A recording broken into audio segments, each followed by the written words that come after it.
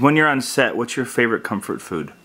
Oh, Ricklish. La réglisse? How do you say that in English?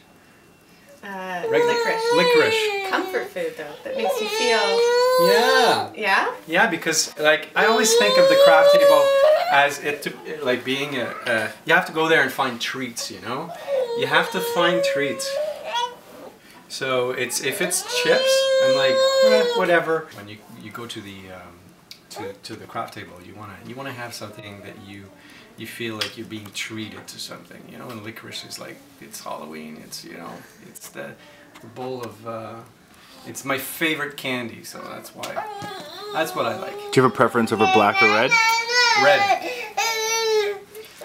What about Rayne? My favorite comfort food on set and in life is potatoes.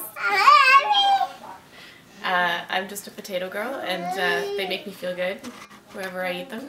And so chips they're pretty are hard like to do wrong. Mashed or mashed potatoes. Mashed. Yeah, they have to be mashed. So you won't find it at the craft table, but we'll have it for lunch. What's your least favorite thing about making films?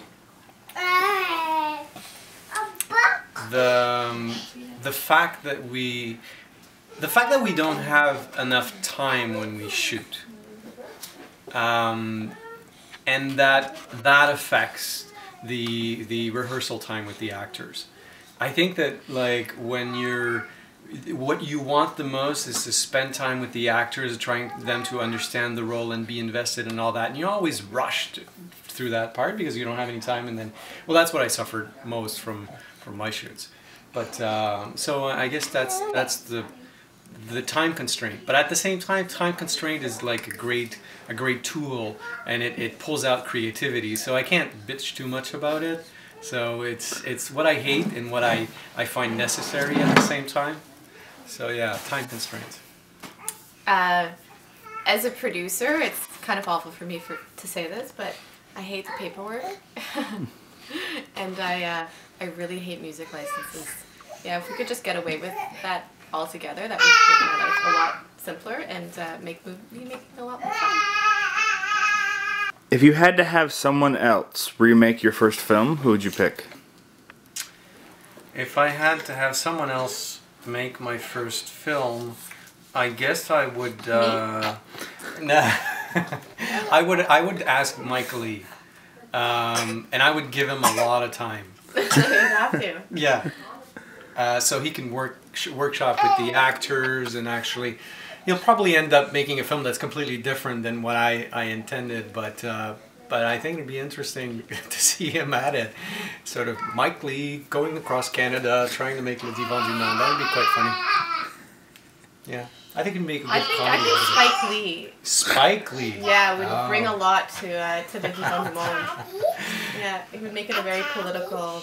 Oh right. Yeah. Yeah, totally. Subversive. Hi, you from? So basically, we'd ask Spike Lee and Mike Lee to team up. The Lee brothers. Yeah, the Lee brothers, you know? That would be a very interesting film. Wouldn't it be? How has becoming parents changed you guys as storytellers? Since I became a daddy, I guess I got to spend a lot more time just hanging out and just not being so obsessed with results or being productive and stuff like that. And it just, you know, hanging out with your kids sort of gives you another perspective on things. It's kind of like, oh, okay, you can be, you know, hanging out, not being so productive, and that's okay.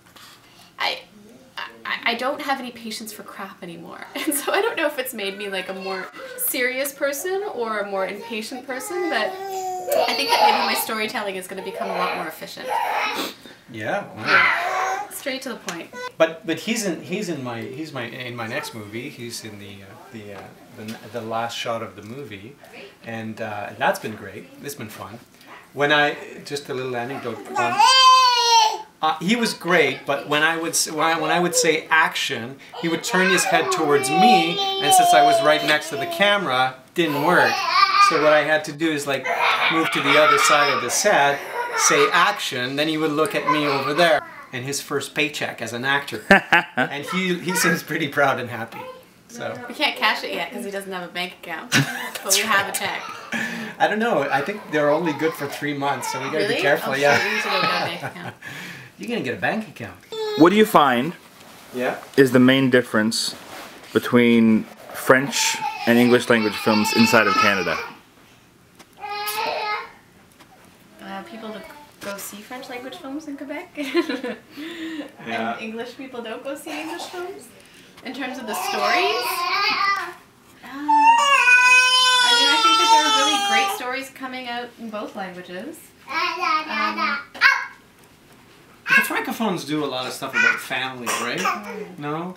At least it's been, there was a big wave of films that was all about like what happens in the family environment and how do you deal with reconciling with like your parents and the way they brought you up and stuff like that and things. So it's been a lot about, I don't know, the films that I've seen in the last I think that it's there's more of an auteur culture in French language films where the writer and director is the same person. That's right. And so that gives more of a unique voice to the films that are being made. I don't know if it affects quality at all. There are great films coming out of English Canada that aren't auteur films. It's a tough question, Jeremy. I don't know. That's what I do.